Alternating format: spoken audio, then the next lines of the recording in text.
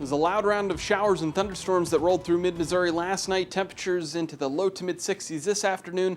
The leftovers of last night's thunderstorms leaving us with these cloudy, gloomy skies across the area. May see a few peaks of sunshine, especially west of Highway 63 as we're headed into the rest of this afternoon. In general, though, we're pretty much where we're going to be at for our highs into this afternoon.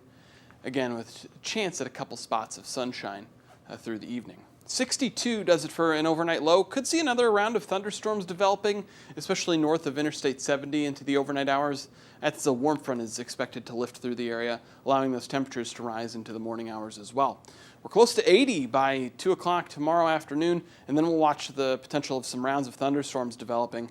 You can see a pretty sharp temperature drop in between 2 and 5 o'clock as that cold front rushes through, brings in the cooler air and eventually those thunderstorms that develop pretty quickly as well. For the timeline, we're likely going to be tracking the potential of some of those isolated storms through about, let's say, 4 to 6 a.m., and then it kind of tapers off through the later morning hours. And then as we're headed into the early afternoon, we watch those thunderstorms redevelop. Ignore the Friday here. This is Saturday afternoon. Again, that potential of widespread storms into Saturday afternoon, about after 2 or 3 o'clock, I would say, into tomorrow. So let's show you that here with Future Track. That should give you a better idea of how this is going to be developing. Isolated storms sometime after 3 or 4 o'clock north of Interstate 70. No worries about any sort of severe threat with those. Will likely be the potential of a couple rumbles of thunder that may wake you up, and that's really the biggest impact that we see.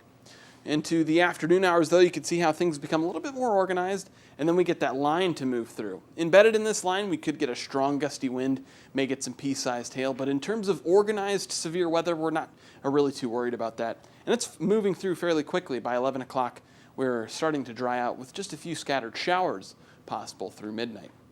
The severe weather threat, as mentioned, going to be fairly low. What we're going to have to look out for is the potential of some pretty frequent lightning and some heavy rainfall with these storms. If you have any sort of outdoor activities planned on Saturday, let's go ahead and think about pushing those to Sunday. Looks like we're going to be we are going to be a little bit drier, I should say, into the end of our weekend. We cool back down into Monday. That's as that cold front kind of clears things out. And then into next week, we get mild again, but it looks like we keep out the humidity. It should be fairly comfortable as we're headed into next week with temperatures fairly close to average. And for the most part, things are looking dry.